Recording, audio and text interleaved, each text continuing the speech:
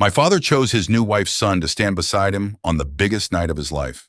Not me. 20 minutes before the succession announcement, he looked across the private lounge and said, "You know the business." Mason showed up when I needed someone. He let the silence sit between us. That's the difference. I left my speech on the table and walked out before 600 employees could watch another man take my place. 35 minutes later, the company's attorney stepped onto the stage and called my name. The room went quiet. Then my phone started ringing.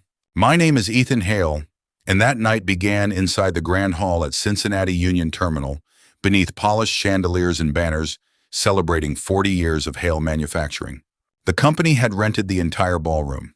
Round tables filled the floor, each set with white linen, heavy silverware, and cards bearing the names of employees, city officials, suppliers, and retired managers. 2 local news crews had cameras pointed toward the stage. A photographer moved through the crowd taking pictures of people who had spent half their lives working for my father. Behind the stage, 3 large screens rotated through old company photographs. The first workshop, the first production line.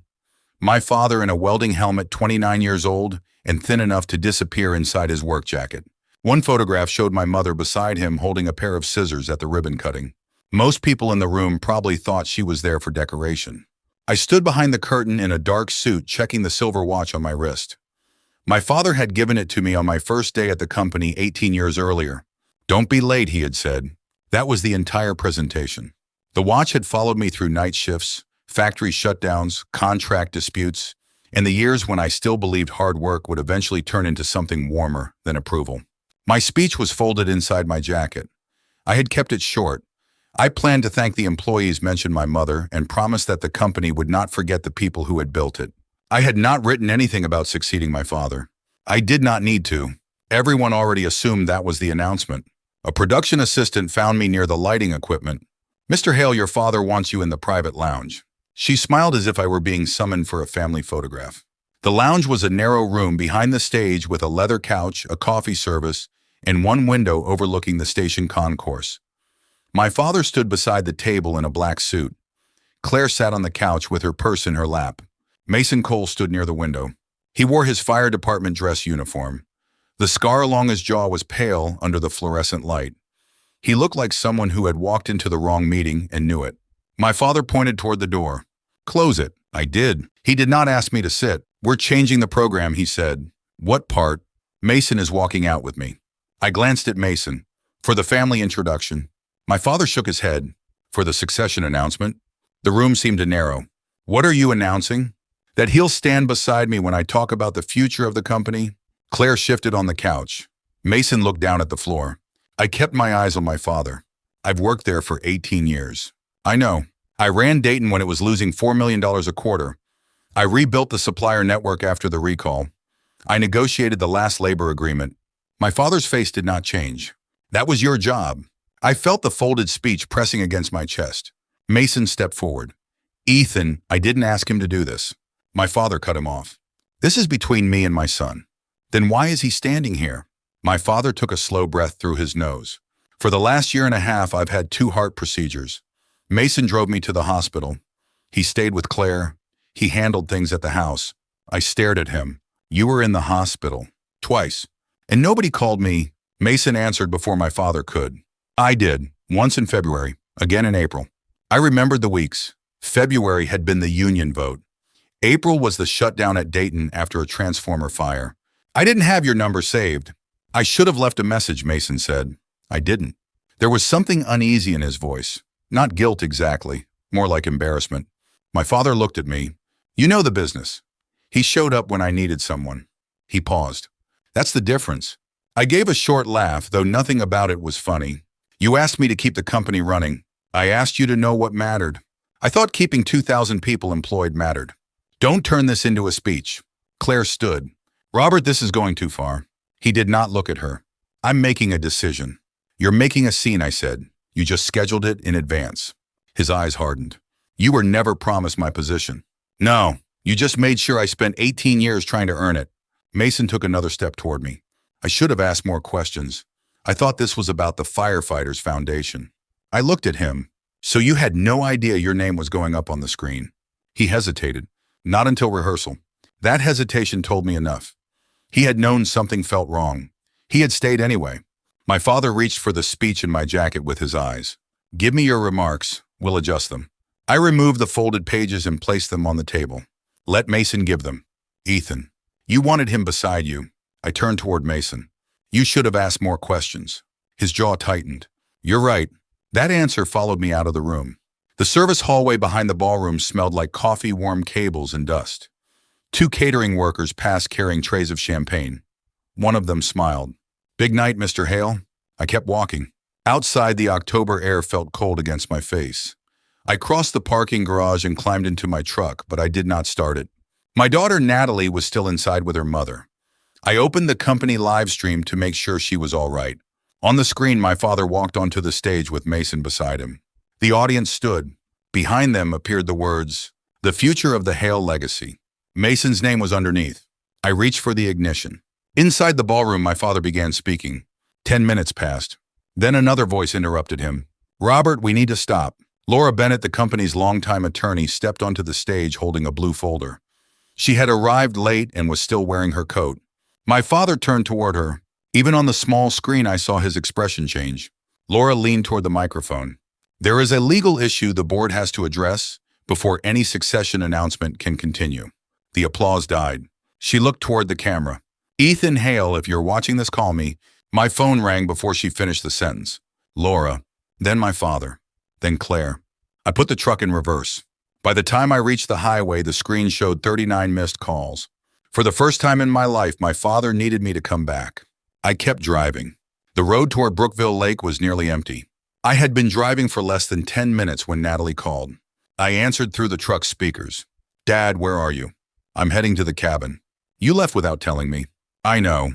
Behind her, I could hear chairs scraping across the ballroom floor and voices overlapping near the stage.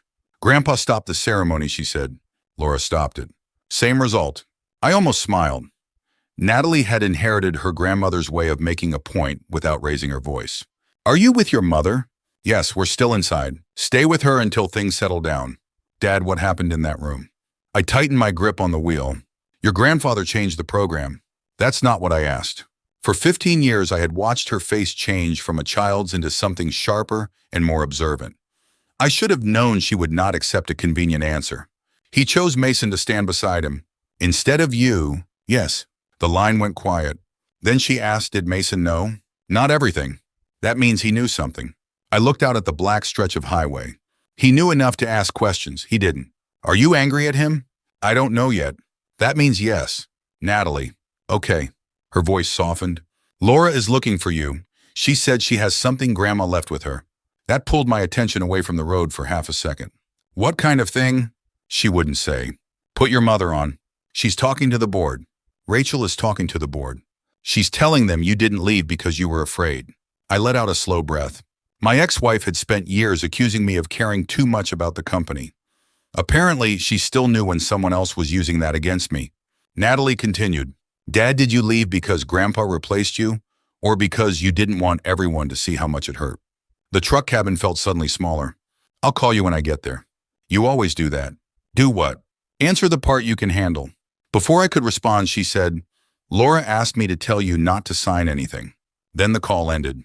The last sentence stayed with me the rest of the drive.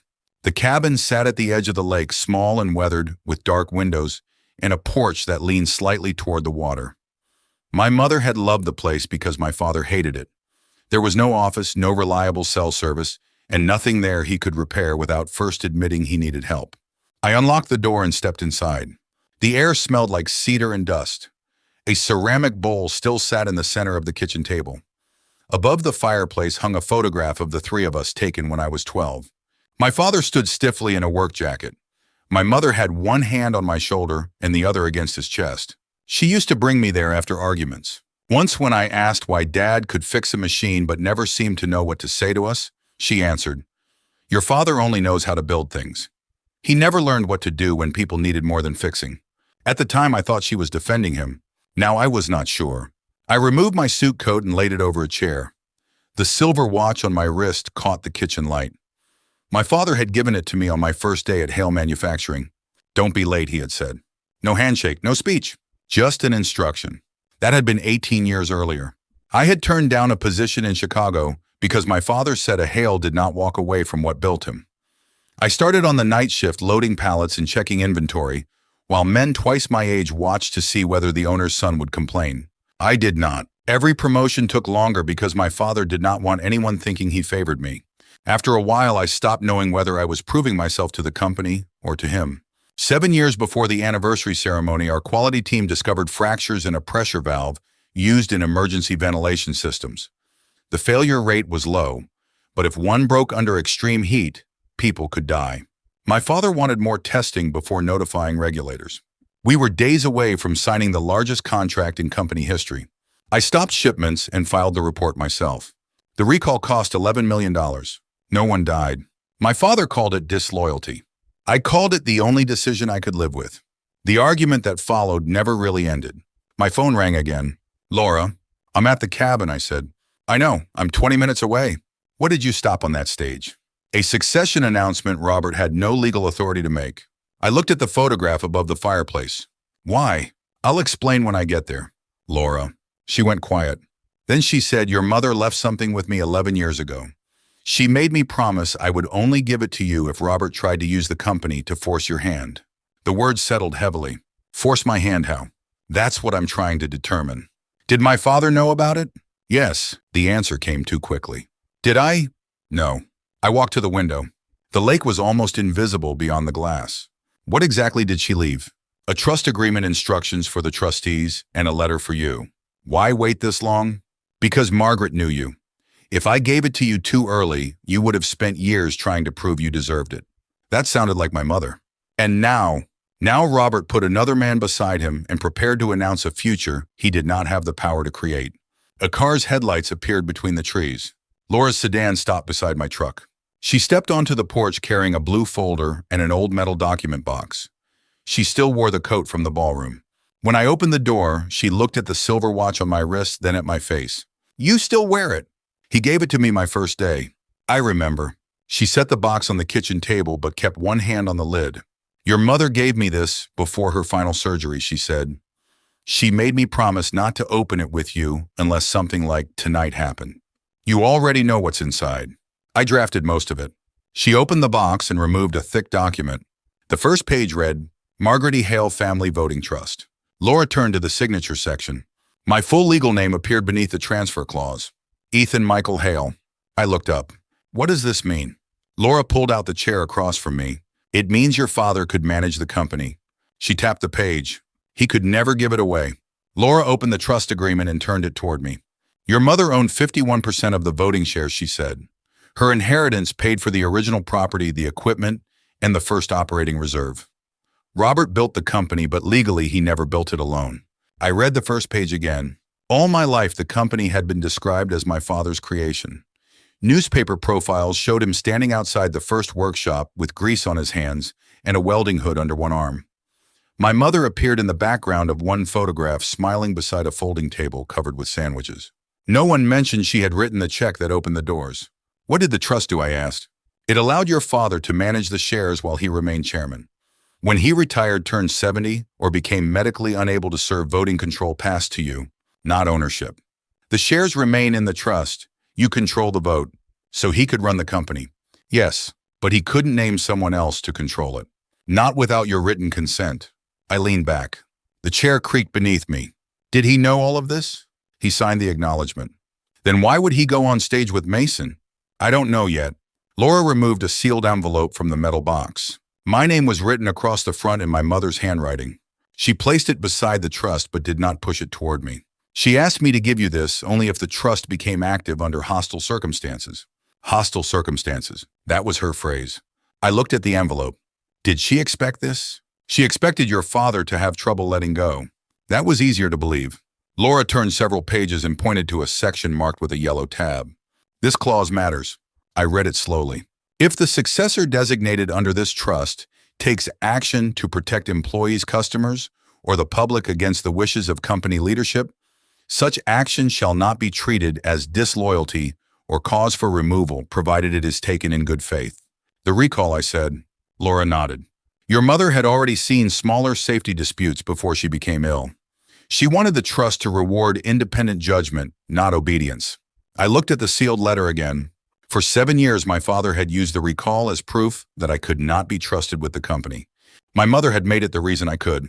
I expected the discovery to feel like vindication. It did not.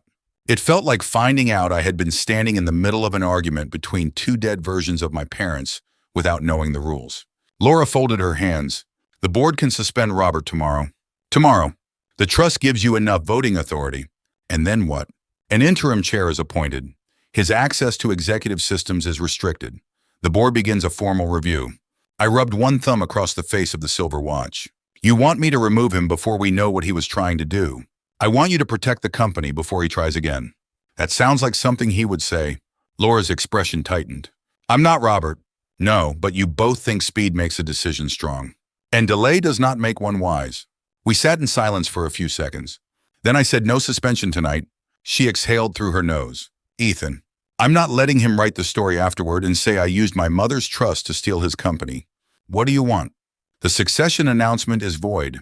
The board gets the full trust. No public statement saying the ceremony was a misunderstanding. That will create questions. Good. And Robert? He answers them in the room. Laura studied me. You also need an independent review of the recall. That too.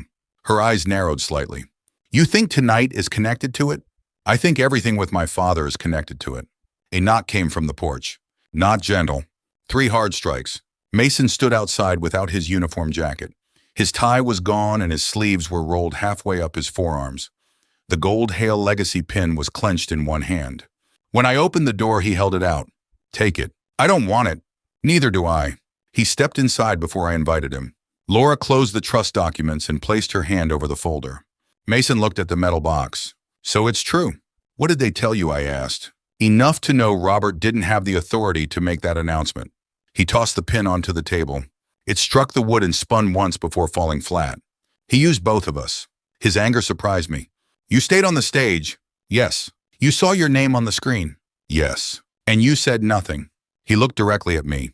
I froze. That answer was not noble, but it was honest. I thought maybe he was recognizing the foundation work. Then I saw your face backstage and knew something was wrong. I should have asked more questions before I walked out there. You should have. I know. He paced once toward the window, then turned back. I'm not here to apologize for helping him when he was sick. I didn't ask you to, but you're angry that I was there. I'm angry that no one told me. Robert told Claire not to call you. He said you'd come in with a laptop, start making decisions, and make him feel like a patient. That sounds like him. I called anyway. Twice, no message. He told me not to leave one. And you listened. Yes. The word came harder this time. I listened because he had just come out of surgery and looked scared. I made the wrong call. Mason dragged one hand over his face. I kept telling myself it wasn't my family to interfere with. It became your family when you stood beside him. I know that now. Laura's phone buzzed. She checked the screen but did not answer. Mason looked at me again. I didn't take your place. The sentence irritated me before he finished it. I stepped into a space both of you kept leaving open. I stood. You don't know anything about what I gave up for him. No. And you don't know anything about what it was like watching him wait for you while pretending he didn't care. The room went still. There it was. Not a perfect man. Not a replacement son. Just someone caught between two people who had spent years refusing to speak plainly. My phone lit up with a voicemail notification. My father? I pressed play. His voice was strained. You made your point. Call me before this gets worse. No apology. No explanation. Just control slipping from his hands. At 7:18 the next morning, Laura called. The auditors found something in Robert's email archive. I sat up in the cabin bed. What? A draft waiver prepared 3 weeks ago. It would have transferred your voting authority back to him. I looked toward the kitchen table where my mother's trust still lay open. He knew. Yes. And the ceremony. Laura paused. It appears he planned to present the waiver after the announcement when you were angry, isolated, and under pressure to keep the company from looking unstable. I stared at the wall. The humiliation had not been a mistake. It had been part of the plan. The boardroom was full when I arrived at 8:30. Laura sat near the center with the trust agreement, the audit summary, and a printed copy of the waiver found in my father's email. 2 outside auditors occupied the far end. Claire sat beside Mason, both of them looking as though they had slept in their clothes. My father was at the head of the table. He wore a fresh shirt but the same dark suit from the ceremony. Only the color in his face gave away the night he had had. He looked at me, then at the silver watch on my wrist. You came. I said I would. I took the chair across from him. Laura closed the door. We'll begin with the voting trust, then the attempted waiver. My father leaned back. We don't need a performance. Claire turned toward him. You put my son on a stage in front of 600 people? He ignored her. Laura pushed the waiver across the table. This was drafted 3 weeks ago and sent from your private account to outside counsel. My father did not touch it. Robert, Claire said, did you know Ethan controlled the voting shares? He looked at the document, then at me. For several seconds he said nothing. Finally he gave one small nod. Claire stood so quickly her chair struck the wall. You used my son as a weapon against your own. That's not what happened. It is exactly what happened. I was trying to keep the company stable by humiliating Ethan and putting Mason in the middle. My father's jaw tightened. Mason showed up when no one else did. Mason leaned forward. Stop saying that like I asked for a reward. My father looked at him. I gave you recognition. You used me. The room went quiet. Mason's voice shook, but he did not lower it. I should have asked more questions. I didn't. That's on me. But you knew what that screen would look like. You knew what it would do to him. My father turned back to Laura. Can we continue? Claire sat again beside Mason. She crossed her arms and did not look at her husband. Laura opened the audit summary. The recall review confirms that David Hale altered test data in 3 internal reports. He also instructed technicians to remove failed results. One auditor added senior leadership was informed of inconsistencies before shipments were stopped. My father's fingers tightened around the arm of his chair. You knew enough to ask questions, I said.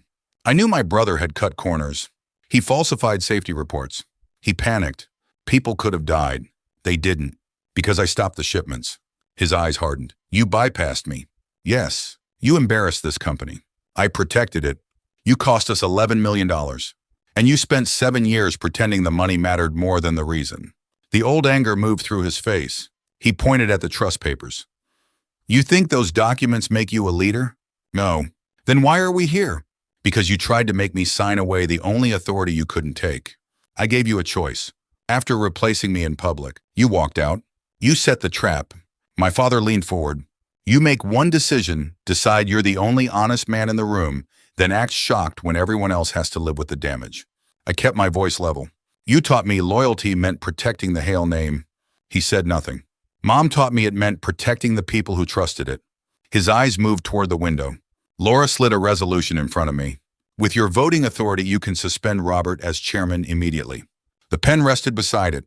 My father looked at the page, then at me. Go ahead. Prove this was always about taking my place.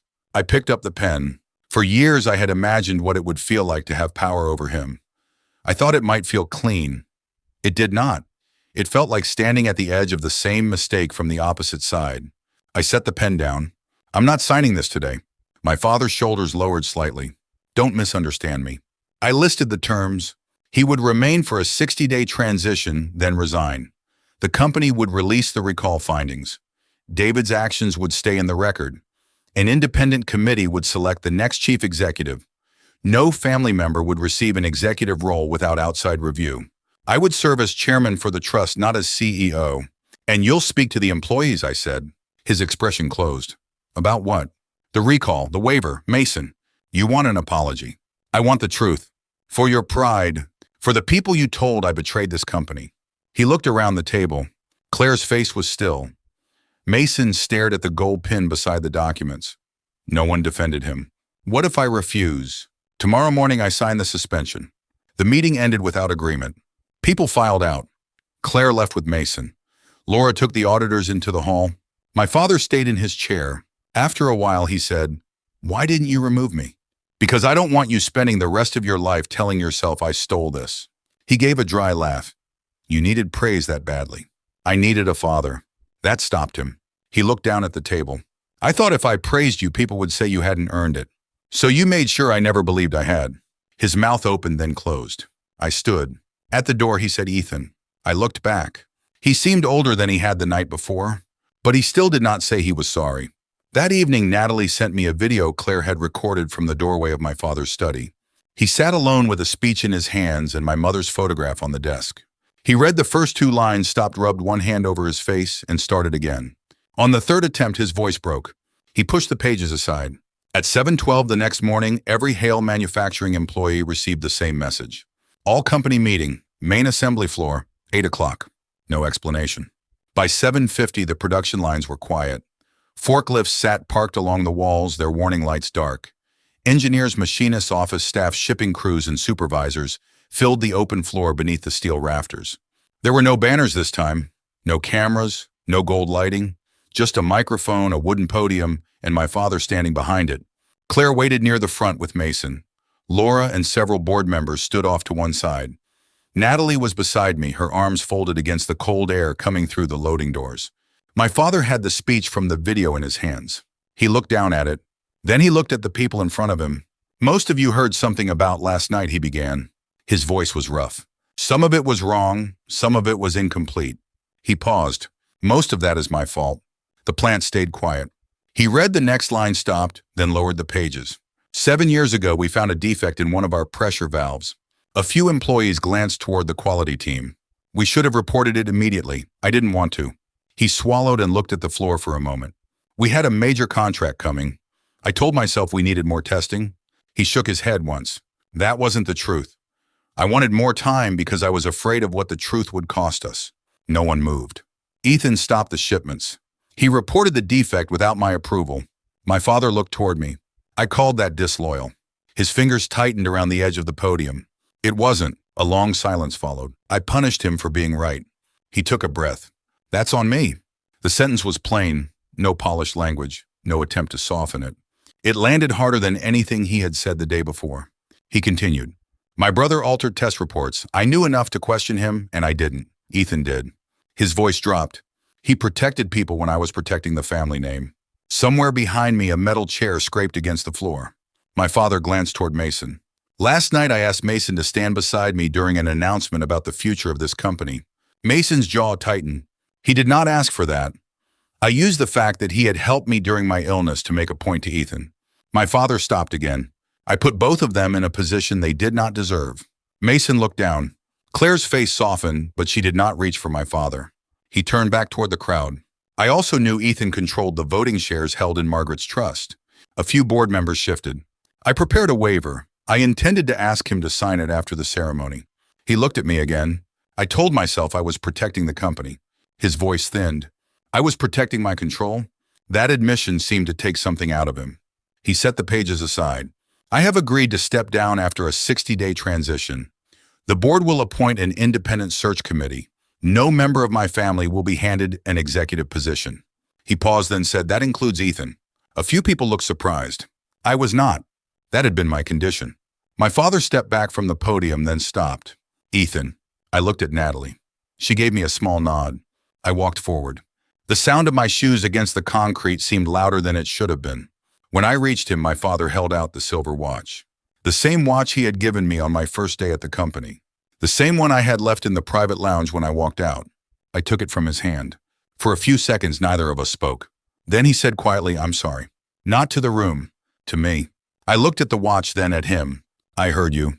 That was all I could give him then. It was not forgiveness, but it was not nothing. I stepped to the microphone. "This company is not going to become a family prize," I said. "The Hale name does not make anyone qualified to lead." My father stood behind me and let me finish. "An independent committee will select the next CEO. I will serve as chairman for the voting trust, but I will not run daily operations." I announced a new whistleblower policy and independent safety review process. A portion of executive bonuses would fund training for workers in industrial safety, emergency response, and skilled trades. The program would carry my mother's name, Margaret Hale. Mason would help advise the emergency response portion because he had earned that role through his work as a firefighter, not because he was connected to our family. He gave one restrained nod. The applause began near the back. It was not loud at first. Then it spread across the floor. My father did not smile, neither did I. That morning was not a victory celebration. It was an accounting. 60 days later, he left his office. The board removed his private authority. His access to executive systems ended. Daily reports stopped arriving in his inbox. His photograph remained in the lobby, but the plaque beneath it was changed.